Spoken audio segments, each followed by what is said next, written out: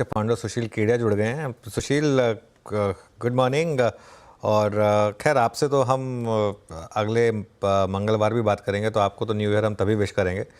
पहले ये बताइए कि आज मार्केट में जिस तरीके की रिकवरी आज और कल जो रिकवरी हुई थी, क्या कुछ पॉजिटिव लिए जाएं यहाँ पर, या ये सिर्फ क्योंकि हॉलीडे पीरियड चल रहा है तो एफआई के वॉल्यूम कम है, उसकी वजह से थोड़ा सा रिलीफ रैली प्ले आउट हो रही है? अनुज, अपनी जो पहले पिछली बार जब बातें हुई थी कि हम 23,700 तक जा सकते हैं, तो सुनने में हास्यास्पद लग रही थी और बाजार बार बार मजाक करता है हमारे साथ, और हमारे को इस मजाक के साथ ही आगे बढ़ना पड़ेगा। तो हम 23,700 के 23,500 तक आ लिए। अब यहां से बाजार में दुनिया भर के स्टॉक्स हैं जो बड़ा बॉटम बना रहे हैं, और साथ में जो कंफ्यूजन क्रिएट हो रहा है कि हॉलीडे सीजन है और उसमें हम सावधान रहें, तो वो बात भी लागू होती है। मतलब महीने भर के व्यू में अभी से लेके मैं बोलता हूं बजट की तेजी अभी खेलना शुरू कर दो। बजट की तेजी यहां से शुरू हो रही है। अमेरिका में इवेंट था इलेक्शन का, इसलिए अमेरिका का बाजार बहुत लेट से जाके टॉप आउट हुआ।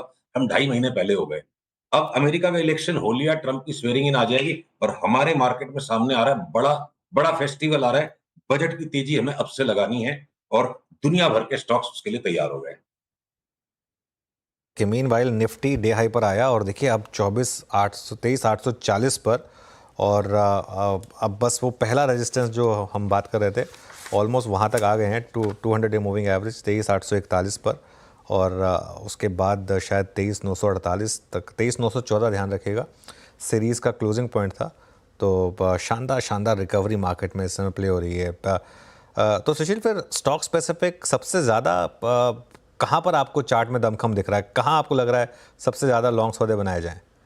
ठीक है, मैं बहुत सारे सेक्टर्स पे बात करूंगा, पर मैं एक चीज इसका उल्टा आंसर दे दूं कि एक ही सेक्टर है जिसको हम शॉर्ट करने में इंटरेस्टेड है, जिसको हम बेच के पैसे कमाने में इंटरेस्टेड है, वो है आईटी के स्टॉक्स। उसको छोड़ के हर सेक्टर में अच्छी खासी संख्या में स्टॉक्स हैं जहां तेजी करके पैसे बनेंगे। कुछ सेक्टर्स में ज्यादा है वैसे स्टॉक्स। अगर मैं बोलूं अक्रॉस द बोर्ड अगर बाइंग करनी है कि दिमाग ही नहीं लगाना, सोचना नहीं है, लेते चले जाओ। तो एक देखिए बजट की जो अनिश्चितता बनेगी, दूसरी तरफ ग्लोबल मार्केट्स के अंदर में मुझे लगता है रिटर्न ऑफ फियर ट्रेड आएगा। तो एफएमसीजी की जो चार्ट्स हैं वो इस तरीके से पॉइज्ड हैं कि आप एफएमसीजी का कोई भी स्टॉक ले लो, रॉन्ग नहीं हो सकते। पूरा का पूरा सेक्टर फटने के लिए तैयार है, जैसे आईटी का पूरा सेक्टर तैयार है। एफएमसीजी नो ब्रेनर है। अब उसके बाद हर एक सेक्टर में अलग अलग रोटेशंस हैं। अपनी पिछली बार बात हुई, जब जब हमें बाजार में तेजी का सौदा करने के 4-5 दिन दिखेंगे, 4-5 दिन के लिए तेजी का सौदा करना है, तो बैंक्स में अगर काम करना है हम छोटे वाले बैंकों को पकड़ेंगे। Top choice RBL, second best AU bank, IndusInd bank. Large banks में जो बहुत ज्यादा कूट दिया गया है उसको भी अब हम लॉन्ग बायस में खेलेंगे। तो जब जब हमें बाजार में शॉर्ट बायस का काम करना होगा, 3-4-5 दिन का करेक्शन है, तो हम एचडीएफसी, आईसीआईसीआई, एसबीआई को बेचेंगे।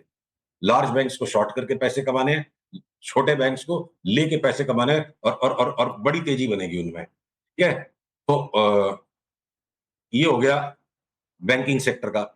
फाइनेंशियल स्पेस के अंदर बजाज ट्विंस में एक बार 20% का रिबाउंड मेरे को दिखता है, बजाज फाइनेंस और बजाज फिंसर में। रिबाउंड ही वर्ड मैंने यूज किया, लॉन्ग टर्म ट्रेंड बहुत खराब है इसका। इस रिबाउंड में ट्रेडर्स ट्रेडिंग करके ऊपर पैसे कमा ले, इन्वेस्टर्स को ऊपर के रिबाउंड में बेचने के लिए कहेंगे। अगर फाइनेंशियल्स की स्पेस में मैं फोकस करना चाहूं, एसबीआई लाइफ और एचडीएफसी लाइफ, ये दो चार्ट्स मुझे ऐसी लगती है कि 50-50% भी बढ़ जाए तो मुझे कोई अतिशयोक्ति नहीं दिखती। बाकी की फाइनेंशियल स्पेस के अंदर माहौल टेपिड है, थोड़ा सा अवॉइड करना चाहिए। स्टॉक मार्केट रिलेटेड स्टॉक्स में खाली एंजल ब्रोकिंग हमें पसंद है, जिसमें एक बार अगला टारगेट हमारा 4200। अब बचा क्या, मेटल्स के स्टॉक सारे कंफ्यूज हैं, चारों तरफ घूम रहे हैं।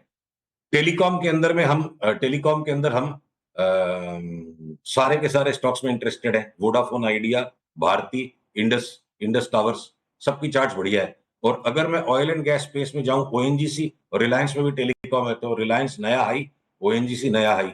तो इतने सारे स्टॉक्स मिल गए, बचता है क्या, ऑटो।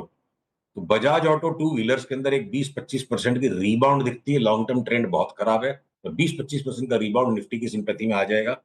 और टाटा मोटर्स, जिसपे हम लास्ट 1 महीने में चाहे कितना ही भाव गिरते गया, मतलब शॉर्ट नहीं करना है, चाहे 50 रुपया नीचे गया, लास्ट की मंदी नहीं खानी है। मेरे को टाटा मोटर्स अगला पड़ा 1,000 रुपया, और जब 1,000 क्रॉस हो जाएगा हम 1250 की तेजी खेलेंगे। और इसका ट्रिगर कब आएगा, अगले 1-2 दिन में, जब भी टाटा मोटर्स 745 के ऊपर बंद हुआ और हम बिल्कुल कस के टाटा मोटर्स पे चढ़ाई कर देंगे।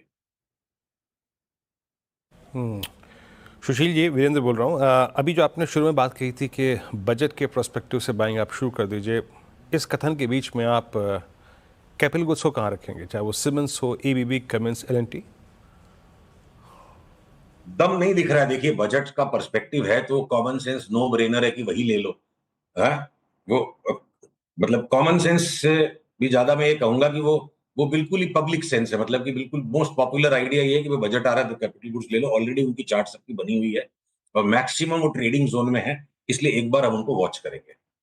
अभी वहां हम कोई भी ज्यादा होशियारी नहीं लगाएंगे उस स्पेस में। वॉलेटिलिटी भयंकर रहेगी वहां पे और ऑलरेडी वो सेक्टर कंप्लीटली एक अलग ही ऑर्बिट में पहले से जा चुका है। उसको मैं भी एडजस्ट होने देंगे और उसको अवॉइड करके दूर से देखेंगे।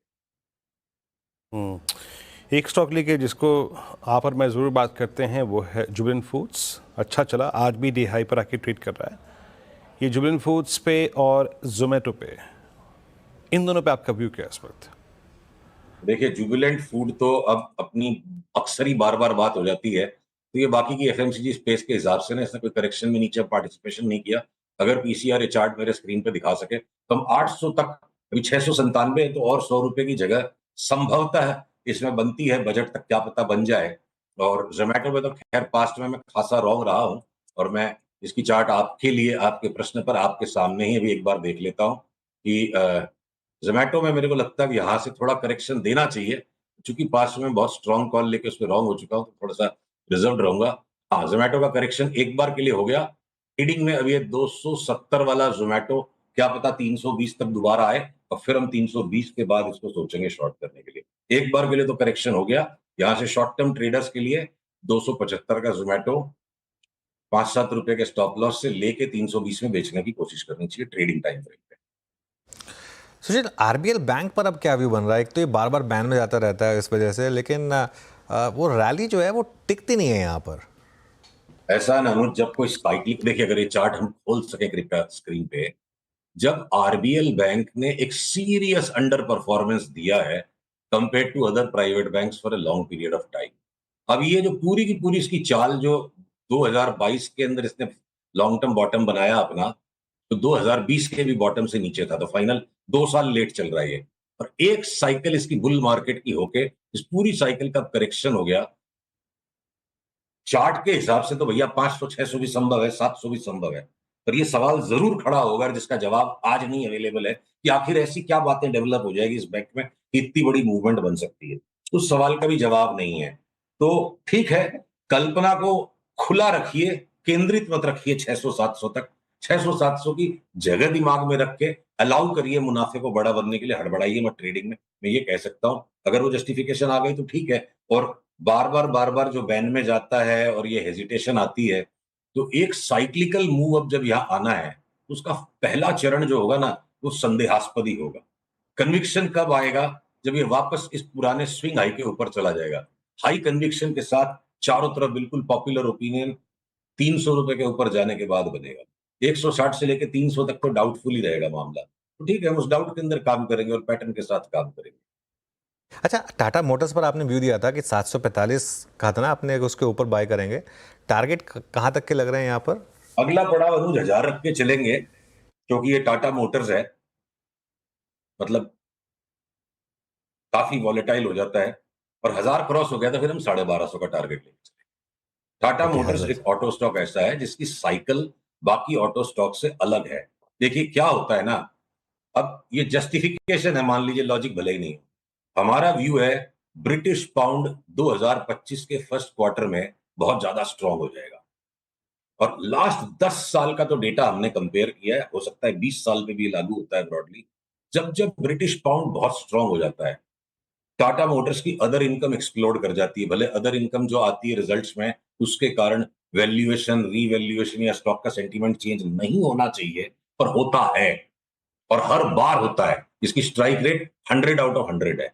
तो अगर मैं टाटा मोटर्स की चार्ट को इंडिपेंडेंटली देख करके 750 वाला 1200 का पोटेंशियल नजर आता है, और मैंने उसके जस्टिफिकेशन को ढूंढने के लिए सबसे पहले ब्रिटिश पाउंड की चार्ट को देखा, जो मेरे को लगता है बहुत स्ट्रांग हो जाएगा डॉलर के अगेंस्ट में।